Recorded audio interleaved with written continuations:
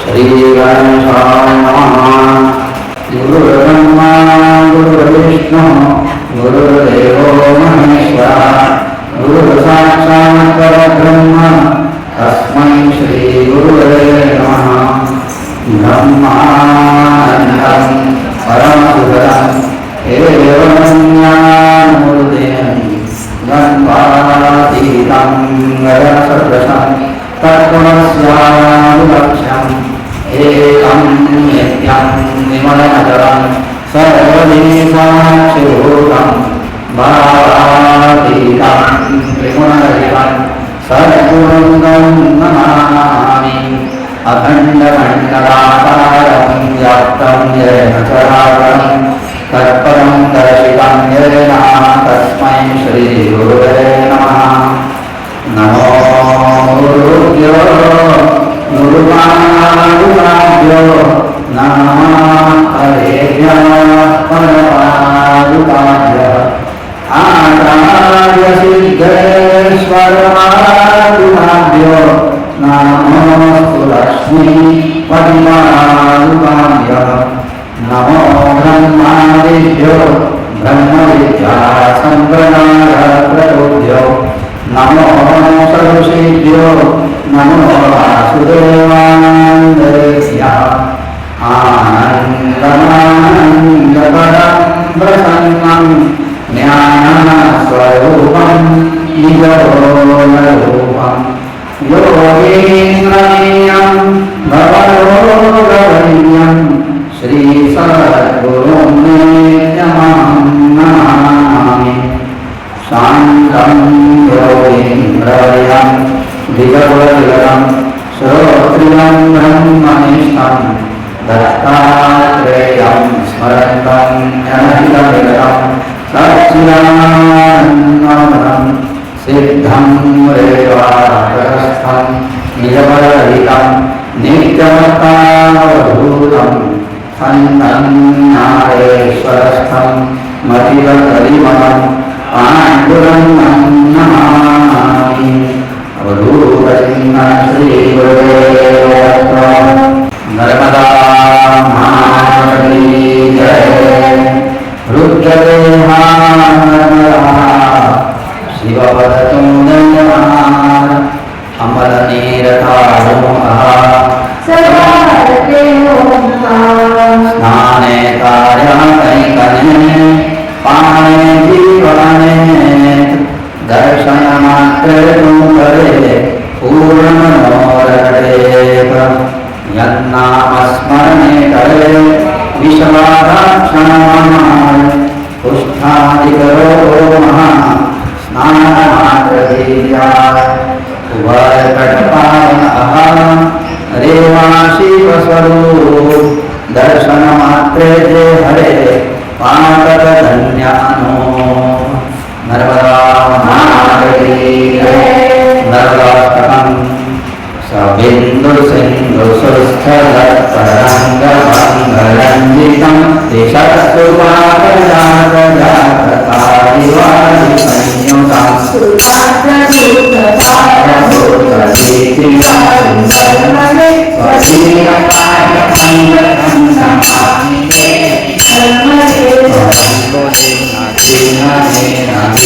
संप्रदायकं तलोमलौदभाय हरिसर्वतीर्थनायकं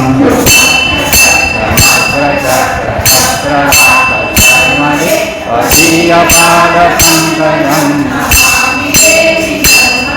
महागम्भीरनीरपूरपापदूरभूतलं घनस्तमस्तपातकारितापदाजलं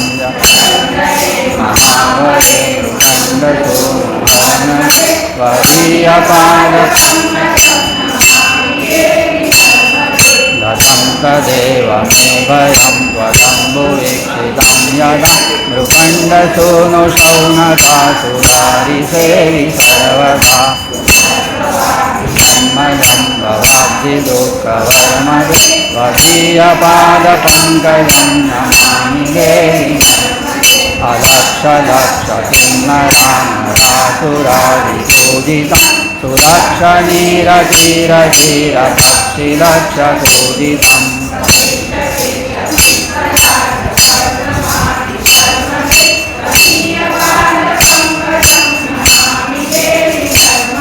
सनत्कुमारनाचिकेतस्य पात्रिषट्पदै ऋतं स्वकीयमानसेषु नारदादिषट्पदै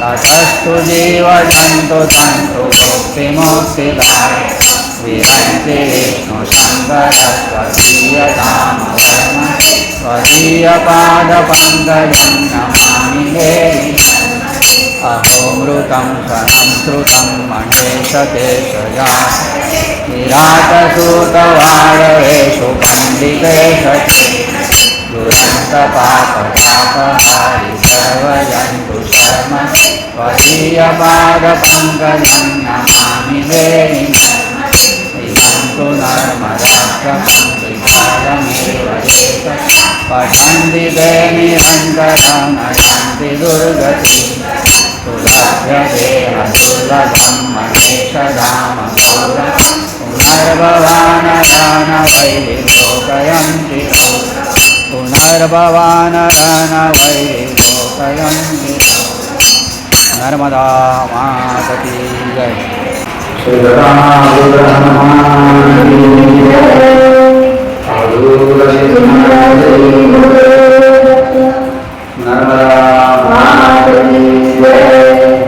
स्वस्ति श्री गणेशाय नमः नमः पार्वतीपतये हर हर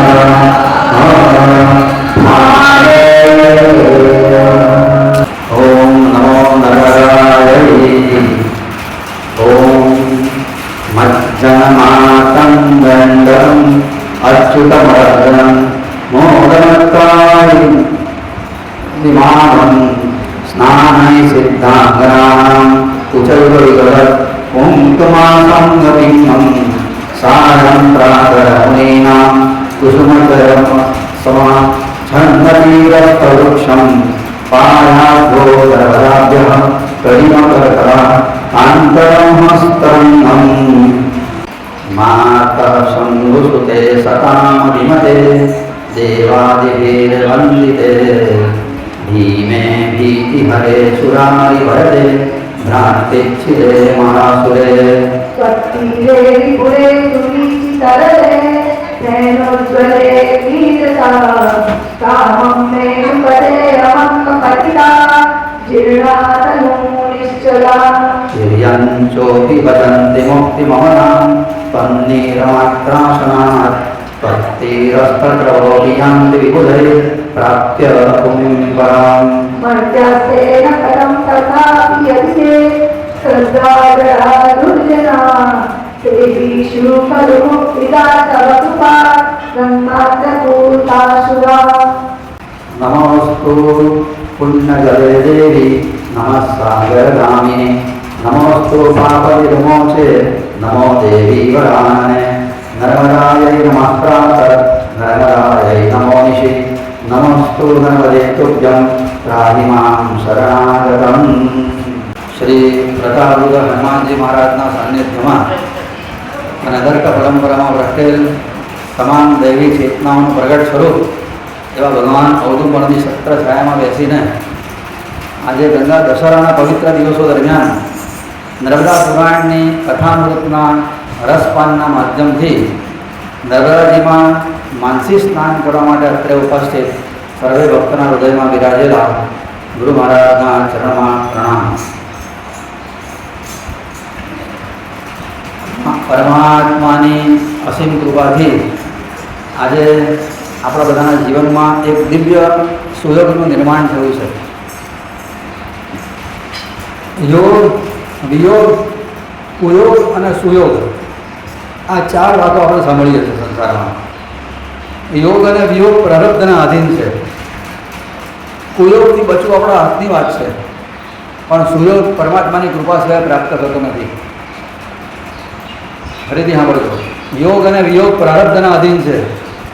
જે નસીબમાં લખ્યું હોય એ પ્રમાણે વ્યક્તિનો, સંજોગોનો, સાધનોનો યોગ થાય અને વિયોગ પણ થાય.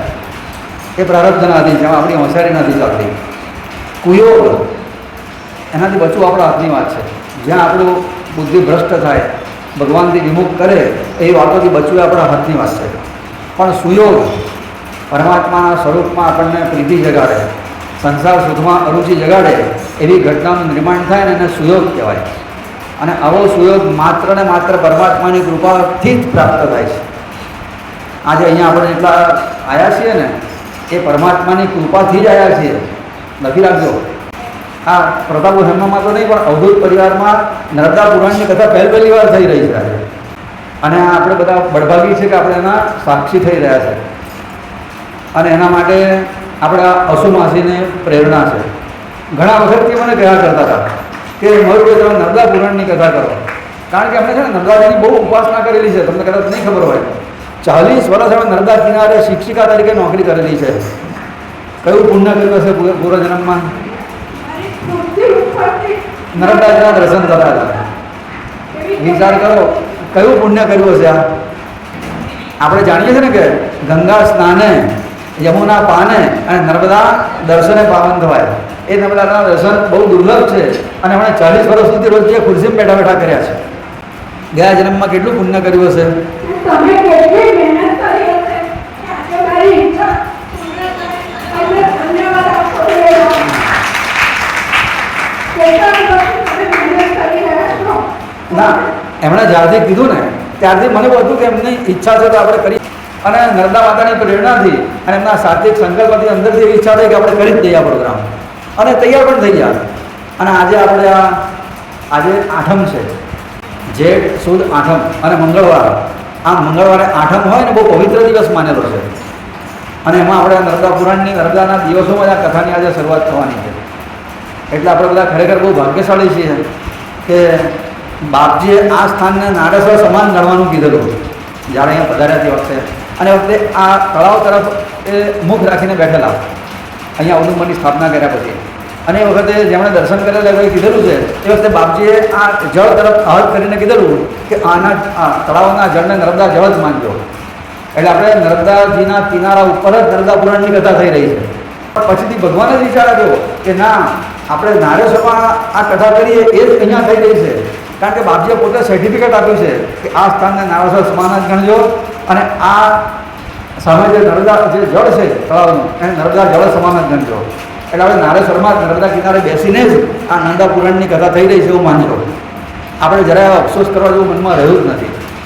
અને એમનો જે શુભ સંકલ્પ તમે નહીં માનો એટલી બધી અનુકૂળતા થઈ રહી છે. પણ અત્યારે દર્શન જે થાય છે ને એ તમે જોજો, એ નર્મદા માતાની જે સ્વરૂપ છે ને એ સ્વરૂપ ભરૂચમાં દશાશ્વમેઘ ઘાટ છે. એની ઉપર 1300 વર્ષ જૂનું નર્મદા માતાનું મંદિર છે. એ મંદિરમાં આ જ પ્રતિમા છે. એક્ઝેક્ટ 1300 વર્ષ જૂની પ્રતિમા છે અને એનો ફોટો છે. એટલે આપણે ભરૂચમાં નર્મદા કિનારે જ બેઠા છે એવો પણ એક ભાવ આપણે કરી શકીએ છીએ. આવો સુયોગ નિર્માણ થયો છે એના માટે પરમાત્માની કૃપા અને અસુમાસીની પ્રેરણા, એમનો શુભ સંકલ્પ આપણે કરવું છે. ભક્તોનો સાથ, તમારા બધાનો સાથ. આજે તમે જે આવ્યા છો ને લખી રાખજો, ભગવાને તમને એમના લિસ્ટમાં સ્વીકારેલા છે. હા, આ પુરાણ છે ને આપણા સનાતન હિન્દુ ધર્મમાં 18 પુરાણની વાત આવે છે. જાણો છો ને બધા? વ્યાસ નારાયણે 18 પુરાણ લખ્યા છે. અને એમાં કોઈ નર્મદા પુરાણ નામનું ગ્રંથ છે જ નહીં.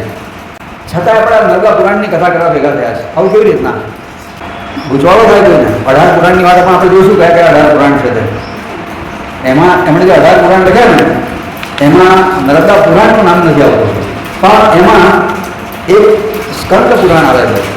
સ્કંદ પુરાણમાં છે ને જે આવંત ખંડ છે, એ આવંત ખંડમાં આ નર્મદા પુરાણ અંદર સમાવિષ્ટ છે.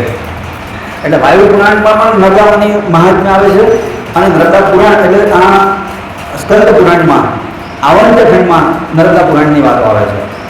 એટલે એમાંથી આ નર્મદા પુરાણના શ્લોકો જુદા કરીને સ્વતંત્ર ગ્રંથ નિર્માણ કરવામાં આવ્યો છે. અને એને નર્મદા પુરાણ નામ આપવામાં આવ્યું છે. આપણે આ નર્મદા પુરાણના માધ્યમથી આપણે આ દિવસો દરમિયાન અહીંયા બેઠા બેઠા નર્મદાજીમાં માનસિક સ્નાન કરવાના છે. નર્મદાજીમાં શારીરિક સ્નાન તો આપણે કોઈક વાર ઘણી વાર કરી ચૂક્યા છીએ, પણ આપણો સ્વભાવ સુધર્યો નથી. પાપ ચોક્કસ જોવાય છે. નર્મદા માએ શિવજી પાસે માંગેલું વરદાન છે અને શિવજીએ આપેલું વરદાન છે કે નર્મદા સ્નાન કરે એના પાપ પડે. ફરી યાદ કરાવો, ગંગા સ્નાને યમુના પાને અને નર્મદા દર્શને પાવન થવાય. પાવન થવાય એટલે પાપ ધોઈ જાય, પણ પાપ કરવાની ટેવ છૂટે નહીં. પાપ કરવાની જે ટેવ અનેક જન્મોની વળગેલી છે એ છૂટતી નથી. ઈચ્છા ના હોય તો એ ખોટું થઈ જાય છે. પણ આપણે જ્યાં નર્મદા સ્નાન કરીશું ને અત્યારે માનસિક સ્નાન એ કરતાં કરતાં જોજો પાપની ટેવ છૂટી જશે. એટલો વિશ્વાસ છે કે હવે આ સાંભળ્યા પછી તમને નર્મદા સ્નાનની તાળાવેલી લાગશે. લખી રાખજો, એવી તાળાવેલી લાગશે કે સ્નાન નહીં કરનારા સ્નાન કરતા થઈ જશે. સ્નાન કરનારા નર્મદા કિનારે પરિભ્રમણ કરતા થશે. પરિભ્રમણ કરનારા પરિક્રમા કરવાનું પણ બંધ થઈ જશે. એવી સુંદર અદ્ભુત વાતો આમાં છુપાયેલી છે ને, તમને એવું થશે કે આપણે નજીક છે ને, આપણે આજ સુધી કેમ એનાથી વંચિત રહ્યા. તળાવે રહીને તરસ્યા રહે ને એના જેવું આપણું જીવન ગયું છે અત્યાર સુધીમાં. નર્મદા પાણીનો મહિમા જ આપણે જાણ્યો નથી અને એટલે આપણને એના પ્રત્યે વિશેષ ભાવ નથી. પણ આ નર્મદા પુરાણ આપણને જાગૃત કરશે. આપણે એમાં આ માનસિક સ્નાન કરવાનું છે. પેલું સ્નાન કરવા માટે ત્યાં જવું પડે. અહીંયા તો આપણે નર્મદાજી આપણે ઘર બહાર પ્રગટ થયા છે, એ વધારાનો લાભ છે. પેલામાં તો અત્યારે થોડા વખત પહેલાં પેલું રેતી ખનન થાય છે ને બધું, એના લીધે લોકો ડૂબી જાય એટલે સરકારે નવા પર પ્રતિબંધ મૂકી દીધો અને પાછું મગરની તકલીફ. પણ આ અહીંયા આપણે કોઈ મગર આવવાના નથી, સરકારનો કોઈ પ્રતિબંધ નથી અને ખૂબ સારી રીતે આપણે આ સ્નાન કરીશું. એમાં સ્કંદ પુરાણ 14મું પુરાણ, એમાં આવંત્ય ખંડ છે. એના 7 ખંડ છે સ્કંદ પુરાણના. એમાંનો 5મો ખંડ છે તે આવંત્ય ખંડ છે અને 5મા ખંડમાં જે ત્રીજો અધ્યાય છે તે આ રેવા ખંડનો છે, જેને આપણે નર્મદા પુરાણ કહીએ છીએ. સ્કંદ પુરાણના શ્લોક છે 7896. કેટલા? 7896 શ્લોક છે. અને એમાં નર્મદા ખંડના સ્કંદ પુરાણના 81,000 શ્લોક છે. કેટલા? 81,000. એમાં 7896 શ્લોક જે છે એ નર્મદા પુરાણના છે. અને 232 વિષય છે આમાં. 232 વિષય એટલે 232 પ્રકરણમાં નર્મદાજીના જુદા જુદા સ્થળોનો મહિમા વર્ણન કરેલો છે. એમાં કે કયા સ્થાનનું નિર્માણ કેવી રીતના થયું, ત્યાં શું લાભ મળે, એ બધું આપણે જોતા રહીશું. એવું કહેવાય છે કે બ્રાહ્મણ હોય ને એને વેદ એટલે કે શ્રુતિ અને સ્મૃતિ એટલે ઉપનિષદ આનું જ્ઞાન હોવું જોઈએ. જે બ્રાહ્મણને આ વેદ એટલે શ્રુતિ અને સ્મૃતિનું જ્ઞાન ના હોય ને, બેમાંથી એકનું જ્ઞાન ના હોય ને, બ્રાહ્મણને કાણો કહેવામાં આવે છે. અને બંનેનું જ્ઞાન ના હોય ને, બ્રાહ્મણને આંધળો કહેવામાં આવે છે. અને એની ઉપરનો બીજો શબ્દ છે શ્રુતિ, સ્મૃતિ અને પુરાણ. આ ત્રણનું જ્ઞાન જેને હોય ને એને વિદ્વાન કહેવામાં આવે. અને આનું ત્રણનું જ્ઞાન ના હોય એને પછી મૂર્ખ કહેવામાં આવે. એટલે પુરાણ જે છે ને એમાંથી આ શ્રુતિના સ્મૃતિનું નિર્માણ થયેલું છે એવું કહેવાય છે. સ્વામી મહારાજનો જ્યાં જ્યાં મુકામ હોય ને ત્યાં એ બપોર પછી હજુ પુરાણ કથા કરતા હતા. અને પુરાણ એટલે શું? વેદો તો આપણે જાણીએ છીએ કે પરમાત્માની વાણી છે અને વેદો કહેવામાં આવે છે. સૃષ્ટિના આરંભમાં વિષ્ણુ ભગવાનની નાભીમાંથી કમળ ઉત્પન્ન થયું. કમળમાંથી બ્રહ્માજી ઉત્પન્ન થયા એટલે બ્રહ્માજીને વિષ્ણુ ભગવાને કીધું તમે સૃષ્ટિની રચના કરો. બ્રહ્માજી કીધું મતલબ સૃષ્ટિ જોઈને તો રચના કેવી રીતના કરો? કારણ કે વિષ્ણુ ભગવાન એમને વેદો આપ્યા કે આ વેદોમાં સૃષ્ટિના સર્જનની રેસીપી બતાવેલી છે, એના આધારે તમે સૃષ્ટિનું સર્જન કરો. અને બ્રહ્માજીએ એ વેદોના આધારે સૃષ્ટિનું સર્જન કર્યું. આને કહેવાય વેદો. પછી આપણે ઉપનિષદો. ઉપનિષદો તો શું? ઋષિઓએ જંગલમાં રહીને જે વેદો ઉપર ચિંતન કર્યું અને આપણને સમજાય એવી ભાષામાં એની રજૂઆત કરી અને ઉપનિષદો કહેવાય, જેને કહેવાય છે સ્મૃતિ. અને ત્યાર પછીથી એ ગ્રંથો પણ સમજવા આપણા માટે મુશ્કેલ હતા. એટલે પરમાત્મા આદિનારાયણ પરમાત્મા પોતે જ વ્યાસ નારાયણ તરીકે પ્રગટ થયા અને મને એ બધું જ્ઞાન 18 પુરાણોના માધ્યમથી આપણા સુધી પહોંચાડ્યું. આપણે 18 પુરાણ વારંવાર બોલીએ છીએ ને એ 18 પુરાણ એ વ્યાસજીની રચના છે. આપણને 18 પુરાણમાંથી એક પુરાણનું નામ પણ ખબર નથી. હમણાં સ્કંદ પુરાણનું નામ સાંભળ્યું ને વાયુ પુરાણનું નામ સાંભળ્યું એટલે કદાચ યાદ હોય, પણ 18 પુરાણના નામ પણ આપણે આમાં પહેલાં શરૂઆતમાં આવે નર્મદા પુરાણમાં, તો એ જાણવા પડે નામ કયા કયા છે. તે પહેલું છે બ્રહ્મ પુરાણ. બ્રહ્મપુરાણમાં 10,000 શ્લોક છે. પછી પદ્મપુરાણમાં 55,000 શ્લોક છે. પછી કહેવાય વિષ્ણુ પુરાણમાં 23,000 શ્લોક છે. વાયુ પુરાણમાં 24,000 શ્લોક છે. ભવિષ્ય પુરાણમાં 14,500 શ્લોક છે. માર્કંડ પુરાણમાં 9,000 શ્લોક છે. અગ્નિ પુરાણમાં 16,000 શ્લોક છે. નારદ પુરાણમાં 25,000 શ્લોક છે. ભાગવત પુરાણ, જ્યાં આપણે શ્રીમદ ભાગવત કહીએ પુરાણ ગ્રંથ છે, એમાં 18,000 શ્લોક છે. બ્રહ્મવૈવર્ત પુરાણ બતાવે છે, એમાં પણ 18,000 શ્લોક છે. લિંગ પુરાણમાં 11,000 શ્લોક છે. વરાહ પુરાણ છે, એમાં 24,000 શ્લોક છે. વામન પુરાણમાં 10,000 શ્લોક છે. સ્કંદ પુરાણમાં 81,000 શ્લોક છે. પૂર્વ પુરાણમાં 17,000 શ્લોક છે. મત્સ્ય પુરાણમાં 14,000 શ્લોક છે. ગરુડ પુરાણમાં 19,000 શ્લોક છે. અને 18મું બ્રહ્માંડ પુરાણ છે, એમાં 12,800 શ્લોક છે. તો પ્રશ્ન એ થાય કે પુરાણ કોને કહેવાય? આપણે વેદ ને ઉપનિષદ તો કોને કહેવાય થોડુંક હમણાં જોયું, તો એવું કહેવાય છે કે 5 લક્ષણો જે ગ્રંથમાં હોય એને પુરાણ કહેવાય. 5 લક્ષણો બતાવ્યા છે. પહેલું આવે સર્ગ. સર્ગ એટલે શું? પંચ મહાભૂતોની ઉત્પત્તિની વાત હોય. મન, બુદ્ધિ, ચિત્ત, અહંકાર કેવી રીતના ભગવાને બનાવ્યા, આની વાતો પહેલી એમાં હોવી જોઈએ એ ગ્રંથમાં. બીજું, એમાં બ્રહ્માજીનું ઉત્પત્તિ કેવી રીતના થઈ, સ્થાવર જળ ચેતનની ઉત્પત્તિ બ્રહ્માજીએ કેવી રીતના કરી, સત્યુ દ્વાપર ત્રેતા કળિયુગની કેવી રીતના ઉત્પત્તિ થઈ, આ બધી વાત જેમાં બતાવેલી હોય એને પ્રતિસર્ગ કહેવાય. પછી એમાં વંશની વાત હોવી જોઈએ. સૂર્યવંશ, ચંદ્રવંશ, જે બધા વંશો આવે છે જેનાથી આપણે બધા એમના વારસદારો છીએ, એ વંશની વાત એમાં હોવી જોઈએ. મન્વંતરોની વાત હોવી જોઈએ. મન્વંતર એટલે અત્યારે વૈવસ્વત મન્વંતર ચાલે છે. આપણે જે સરના જીવી રહ્યા છે એમાં વૈવસ્વત મન્વંતર કહેવાય છે. આ મન્વંતર એટલે શું? સમજી લો બરાબર. આ હમણાં એની વાત આગળ આવવાની વિસ્તાર થઈ. કલિયુગનું આયુષ કેટલું છે? 4,20,000 વર્ષ. એના પહેલાં કયો યુગ થયો? દ્વાપર યુગ. એનું કેટલું આયુષ હતું?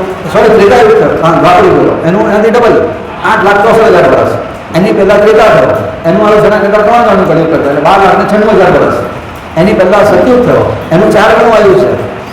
કલિયુગ કરતાં 4 ગણું આયુષ હતું એનું. એટલે એનું બતાવે છે 17,98,000 વર્ષ. આ 4નો સરવાળો કરો તો કેટલા થાય? 43,20,000 વર્ષ થાય. 43,20,000 એક સાયકલ થાય. સતયુગ, ત્રેતા, દ્વાપર ને કળિયુગ. આ 4ની એક સાયકલ પૂરી થાય ત્યારે 43,20,000 વર્ષ થાય. આવી એક સાયકલ, બીજી સાયકલ, ત્રીજી સાયકલ, ચોથી 71 સાયકલ થાય ત્યારે એક મન્વંતર થાય. અને એવા મન્વંતરો 14 વખત થાય ત્યારે એક કલ્પ થાય. ખ્યાલ આવે? આ આગળ કામમાં આવવાનું છે એટલે ધ્યાનમાં રાખજો. ચતુર્યુગી 71 વખત થાય તો મન્વંતર કહેવાય, અને 14 વખત મન્વંતર થાય તો એને કલ્પ કહેવાય. અને એમાં એ વંશની કથાઓ પણ ટૂંકમાં જે ગ્રંથમાં હોય. અને આ નર્મદા પુરાણમાં 5 વાતો આવે છે. સર્ગ, પ્રતિસર્ગ, વંશ, મન્વંતર અને વંશ. આ મન્વંતર આને કહેવાય, એની પણ વાત આવે, એ તમે સાંભળી. અને પછી આવે વંશની કથા. વંશની કથા એટલે જે વંશમાં નર્મદાજીનું પ્રાગટ્ય થયું, જે ગ્રંથના અધિષ્ઠાતા દેવનું પ્રાગટ્ય કયું વંશમાં થયું, એની વાત વિસ્તારથી કરેલી હોય. એમના જન્મની કથા એ પણ એમાં જોઈએ. આ 5 વસ્તુઓ જે ગ્રંથમાં સમાવિષ્ટ હોય એ જ ગ્રંથને પુરાણ ગ્રંથ કહેવાય. અને આવા 18 પુરાણ પૈકી આ સ્કંદ પુરાણનો એક ભાગ એને કહેવાય છે નર્મદા પુરાણ. એટલે ભલે નર્મદા પુરાણ વિશિષ્ટ જુદો ગ્રંથ ભલે ના હોય, પણ એ પુરાણ ગ્રંથ માન્ય ગ્રંથ છે. પુરાણ સંહિતા અનેતા યથેત્વાસનોતિ ચ સોદંત પુણ્યભાગી સ્યાન ભૂતો બ્રહ્મપુરમ વ્રજે. અહીંયા શરૂઆતમાં જ વ્યાસી આશીર્વાદ આપી દીધેલા છે કે આ પુરાણ જે છે, આ નર્મદા પુરાણ, એની કથા કોઈ શ્રદ્ધાથી સાંભળશે, યા પઠેત્વા શૃણોતિ, વાંચે અથવા સાંભળશે તો સો અનંત પુણ્યભાગી, અને અનંત પુણ્યની પ્રાપ્તિ થશે. આ પહેલેથી જ આશીર્વાદ આપી દીધા છે. અને એને બ્રહ્મલોકમાં એને વાસ મળશે. જોગા આવે તો એની વાસ મળે, પછી આપણે ફરી સંસારમાં આવવું પડે. સંસારમાં વાસ મળશે, પણ બ્રહ્મલોકમાં વાસ જોઈતો હોય અને અનંત પુણ્ય જોઈતું હોય તો જાગૃત રહેવું પડશે. આટલી વાત છે. અને કોઈ પણ પુરાણની કથાની તમે જુઓ ને, એની શરૂઆત નૈમિષા લગ્નથી જ થાય. બધા જ પુરાણ ગ્રંથોની વાત, પછી ભાગવત પુરાણ હોય કે ગરુડ પુરાણ હોય કે 18 પુરાણમાંથી ગમે તે પુરાણ હોય, એટલે આપણે ત્યાંથી જ શરૂઆત કરીએ. બરાબર? બોલી જાય શ્રી નારાયણ. એવું જોયું કે એક વખત ઋષિઓને એવી ઈચ્છા થઈ કે અમારે આખો દિવસ ભક્તિ કરવી છે, અને 1-2 દિવસ નહીં, 7 દિવસ નહીં, 1000 વર્ષ સુધી. પણ 1000 વર્ષ સુધી મનને ભગવાનમાં લગાવીને ભક્તિ કરવી હોય તો એના માટે ભૂમિનો પણ સાથ જોઈએ. ભૂમિની અસર મન ઉપર બહુ થાય છે. આપણે જો અહીંયા આગળ બધાને જે આનંદ આવશે ને એવો આનંદ આપણે મનોરંજનમાં કથા કરીએ તો નહીં આવે, કારણ કે મન ઉપર એની અસર હોય ભૂમિની. આ જ કથા નર્મદા કિનારે થાય તો એની વિશિષ્ટ અસર હોય. પણ આપણે નર્મદા કિનારે જ છીએ, ગંગા કિનારે થાય ખબર છે, કોઈ પવિત્ર ધામમાં થાય તો એની મન ઉપર અસર થાય કે ભૂમિની. તો ઋષિઓને તો એવી કંઈ પવિત્ર ભૂમિ નહીં હોય કે જ્યાં મને એકદમ ભગવાનમાં સ્થિર થઈ જાય, સંસાર યાદ જ ના આવે, આવી કોઈ જગ્યા હશે કે નહીં હોય. ઋષિઓ વિચારતો કે આપણે બ્રહ્માજીને પૂછે, એમણે સૃષ્ટિનું સર્જન કર્યું છે, બ્રહ્માજીને તરત ખબર હશે કે એવી ભૂમિ છે ધરતી ઉપર કે જ્યાં મનમાં સંસાર યાદ જ ના આવે અને આખો દિવસ મન ભગવાનમાં લાગેલું રહે. એટલે બધા ઋષિઓ બ્રહ્મલોકમાં બ્રહ્માજી પાસે ગયા અને બ્રહ્માજીને પૂછ્યું કે અમારે 1000 વર્ષ સુધી ચાલે ને એવું સત્કર્મ કરવું છે, ભક્તિ કરવી છે, પણ સંસાર યાદ ના આવવો જોઈએ, આવી ભૂમિ અમને બતાવો. એટલે બ્રહ્માજીએ કીધું તમે એક કામ કરો, હું ચક્ર છોડું છું, તમે આ ચક્રની પાછળ ચાલવા માંડો, ચક્ર સ્થિર રહે ને ત્યાં તમે બેસી જજો, એ ભૂમિ તમને 1000 વર્ષ સુધી સંસાર યાદ નહીં આવવા દે મનમાં. અને આવું વાત કીધી અને બ્રહ્માજીએ ચક્ર છોડ્યું. ઋષિઓએ ચક્રની પાછળ ચાલવા માંડ્યા. ચાલતા જ્યારે જે ચક્ર પ્રયાગમાં આવ્યું, જ્યાં ગંગા યમુના અને સરસ્વતીનો સંગમ છે, ત્યાં ચક્ર સ્થિર થઈ ગયો. ઋષિઓ સમજી ગયા કે બ્રહ્માજી આપણને આ જગ્યાએ સત્કર્મ કરવાનું કીધું છે. અમારા પ્રયાગમાં અમુક જણા જઈ આવ્યા ને મહાકુંભમાં નાહવા માટે, એ આ જગ્યા પ્રયાગના અધિષ્ઠાતા આચાર્ય છે ભરદ્વાજ ઋષિ, ત્યાં અક્ષય વટ છે અને ભગવાન માધવ એમનું મંદિર પણ છે. ત્યાં આ ઋષિઓ 88,000 ઋષિઓ ભેગા થયા અને સત્ર કરવા માટે બેઠા. સત્ર એટલે શું ખબર છે? જ્યાં બધાને એક સરખું ફળ પડે ને સત્ર કહેવાય. યજ્ઞ અને સત્રમાં ફેર. યજ્ઞ એટલે શું? એક યજમાન હોય અને બધા બ્રાહ્મણો સ્વાહા કરીને આહુતિ આપે, બધા દર્શન કરવા માટે પૂર્ણાહુતિના વખતે જાય, શ્રીફળ ઉમાય, દર્શન કરે ને જમીને ઘેર પાછા જાય. આને યજ્ઞ કહીએ. યજ્ઞમાં છે ને બધાને સરખું ફળ ના મળે. જે યજમાન હોય ને હોય ત્યાં સુધી તડકામાં બેસી હોય, ધોળીના સહન કરી હોય ને એને વધારે પુણ્ય મળે. પણ જે પૂર્ણાહુતિ વખતે જાય એને નારિયેળ જેટલું જ ફળ પડે, જે છેલ્લા જમવા જાય એને એટલું જ મળે, હવા હાવીથી બહેને મળે. પણ ટૂંકમાં ફળમાં વિષમતા એને કહેવાય યજ્ઞ. ત્યાં બધાને સરખું ફળ નથી મળતું. અને બીજું કે સત્ર, એ સત્ર એને કહેવાય કે જેમાં બધાને સરખું ફળ મળે. અત્યારે આપણે કરી રહ્યા છીએ એને સત્ર કહેવાય. આ 7 દિવસનું સત્ર આપણે શરૂ થઈ રહ્યું છે. અહીંયા બધાને સરખું ફળ મળશે. જેટલું ફળ વક્તાને મળે એટલું શ્રોતાને મળે, અને શ્રોતાને મળે એટલું ફળ સેવા કરતાને મળે. શ્રોતા, વક્તા અને સેવા કરતા ત્રણેયને સરખું ફળ મળે, એને કહેવાય સત્ર. તો આપણે આ 7 દિવસનું સત્ર આજથી શરૂ થઈ રહ્યું છે. ભગવાનને આભાર માનજો કે એમની કૃપાથી આજે આપણને આ લાભ મળી રહ્યો છે. આમાં ફળમાં વિષમતા નથી. તો એવું સત્ર કરવા માટે 88,000 ઋષિઓ નૈમિષારણ્યમાં બેઠા, પ્રયાગમાં સ્નાન કરે, બંસીવટની પૂજા કરે, પ્રદક્ષિણા કરે અને આવી રીતના એ લોકોનું સત્ર ચાલતું હતું. એ અરસામાં ત્યાં આગળ સુતજી મહારાજ પધાર્યા. સુતજી મહારાજ એટલે પૂર્વ મહારાષ્ટ્રના એક પુત્ર થાય. એમને 2 લાખ શ્લોકો કંઠસ્થ હતા. કેટલા? 2 લાખ. કેટલી ભયંકર યાદશક્તિ હશે. બધી પુરાણ કથાઓ સુતજી મહારાજે જ કીધેલી છે. અતિશય વિદ્વાન હતા. એટલે સુતજી મહારાજનું આગમન થયું એટલે બધા ઋષિઓને બહુ આનંદ થયો કે હા, આમની પાસે જેવા આપણને કંઈક સારી કથા સાંભળવા મળશે. એટલે બધા ઋષિઓ ઊભા થઈ અને સુતજી મહારાજને પ્રેમથી આદર સહિત સ્વાગત કર્યું. શ્રી સુતજી મહારાજ બધા ઊભા થઈને એમને આદર સહિત માન આપ્યું. એક વ્યાસ ગાદીની સ્થાપના કરવામાં આવી અને સુતજી મહારાજે કહ્યું તમે એની ઉપર બિરાજો. નૈમિષારણ્યમાં સુતજી મહારાજ વ્યાસ ગાદી ઉપર બિરાજિત થયા. અને એ વખતે બધા ઋષિઓ વતી શૌનક ઋષિ ત્યાં બેઠેલા શ્રોતામાં. એ બધા ઋષિઓની જોડે સંપર્કમાં રહે અને ઋષિઓને કંઈ પ્રોબ્લેમ હોય ને કંઈ પ્રશ્ન હોય તો શૌનક ઋષિને કહેવાનો. અને શૌનક ઋષિ પછી ઊભા થઈને સુતજી મહારાજને પ્રશ્ન પૂછે.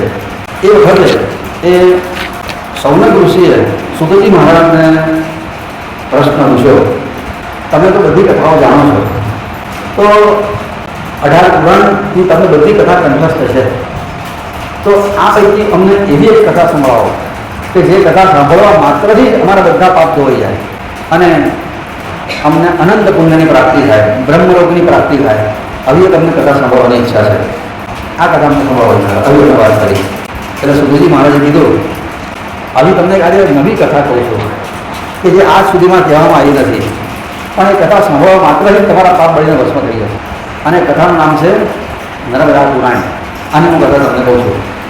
આ કથાનું નિર્માણ કેવી રીતના થયું તો સુધીજી મહારાજ કહે છે, પરીક્ષિત મહારાજનો દીકરો જન્મે જાય, બરાબર. પરીક્ષિત કોના દીકરા? અભિમન્યુના. અભિમન્યુ કોના દીકરા? અર્જુનના. આ 5 પાંડવોની કથા આપણે બધા જાણીએ છીએ ને, આ વંશ આપણને ખબર હોવી જોઈએ. 5 પાંડવો પૈકી અર્જુનનો પુત્ર, એનું નામ અભિમન્યુ. અભિમન્યુ અરે 5 પાંડવો પૈકી અર્જુનનો પુત્ર અભિમન્યુ. અભિમન્યુનો પુત્ર થયો પરીક્ષિત, અને પરીક્ષિતના પુત્ર થયા જન્મેજય. પરીક્ષિતને સર્પદંશ થયો, સુરભી ઋષિનો સાપ થયો. આપણી ભાગવતની કથા બધા જાણો છો ને, એટલે અત્યારે રિપીટ નથી કરી, પણ એ સાપ થયો. અને પછી પરીક્ષિત મહારાજને કહ્યું કે અલ્લાહ સુખદેવજી મહારાજે ભગવત કથા સંભળાવીને ઉદ્ધાર કરી આપ્યો. પણ તારથી આ જન્મેજય એમનો દીકરો ખરો પરીક્ષિતનો, એને કહ્યું કે આ સાપ નક્કામાં હોય છે, મારા પિતાજીને દોષ લીધો ને વગર મોઢામાં મરવું પડ્યું, આ ધરતી પર એક સાપ જ ના જોઈએ. એટલે એ વખતે એમણે એક યજ્ઞ કર્યો, સર્પયજ્ઞ. અને સર્પયજ્ઞમાં કેવું, આપણે યજ્ઞ કરીએ તો આહુતિ શેની આપીએ? તલની આપીએ, દર્ભની આપીએ, સમિધાની આપીએ, શ્રીફળની આપીએ, એની આહુતિ આપીએ ને, લાડુની આહુતિ આપે કોઈ, હવે જાત જાતના બધા દ્રવ્યોની આહુતિ અપાય. પણ જન્મે જે નિશ્ચય કર્યો તો સર્પની આહુતિ આપી દઈશ, ધરતી પર એક સાપ રહેવો ના જોઈએ. એવા વિદ્વાન ઋષિઓને બોલાયા અને યજ્ઞની શરૂઆત કરાવી. એક પછી એક સર્પ આવતા જાય અને યજ્ઞકુંડમાં આહુતિ અપાતી જ જાય. અને એક પછી એક સર્પ ધરતી ઉપરથી બધા ખલાસ થવા માંડ્યા. છેવટે એમણે આ તક્ષકને બોલાવ્યા. છેલ્લો બાકી રહી ગયો. તક્ષકે જો મારો વાળો આવશે ને મારી આહુતિ અપાઈ જશે, એટલે ઇન્દ્રના સિંહાસનને વીંટળીને ત્યાં આગળ બેસી ગયો, સ્વર્ગમાં જઈને. તો એ વખતે ઋષિઓ એવા શક્તિશાળી હશે, એમણે મંત્રનો પ્રયોગ કર્યો. તક્ષક તો પેલા સિંહાસનને વીંટળીને બેઠેલો. એ વખતે ઋષિએ એવો મંત્ર બોલ્યો કે ઇન્દ્રાસનને તક્ષક ત્રણે ખેંચાયા સ્વર્ગમાંથી અને યજ્ઞકુંડ સુધી આવી ગયા. એની આહુતિ આપવાની તૈયારી થઈ ગયેલી. બધા ગભરાઈ ગયા કે આ છેલ્લો સર્પ જો ધરતી પરથી નાશ પામે તો એક પરમાત્માએ બ્રહ્માજીએ નિર્માણ કરેલો એક જીવ ખલાસ થઈ જશે. સર્પની પણ જરૂર છે. આપણને લાગે સર્પનું શું કામ છે, પણ સર્પ છે ને ઉંદરને દેડકાને ખાઈ જાય, અને એ દેડકાના ઉંદરો છે ને પાકને ખાઈ જનાર. એટલે ખેતરમાં પાકનું રક્ષણ થાય છે તે સર્પના લીધે થાય છે. ખેતરમાં સાપ હોય, સર્પના ઝેરમાંથી ઘણી દવાઓ બને છે, અને ભગવાન શંકર તો સર્પને આભૂષણ તરીકે ધારણ કરે છે. સર્પ એ કાળનું પ્રતીક છે. એટલે પરમાત્માની બ્રહ્માજીની સૃષ્ટિમાં છે ને 84 લાખ જીવ કોઈ કામના છે, એનો કોઈ ઉપયોગ છે જ.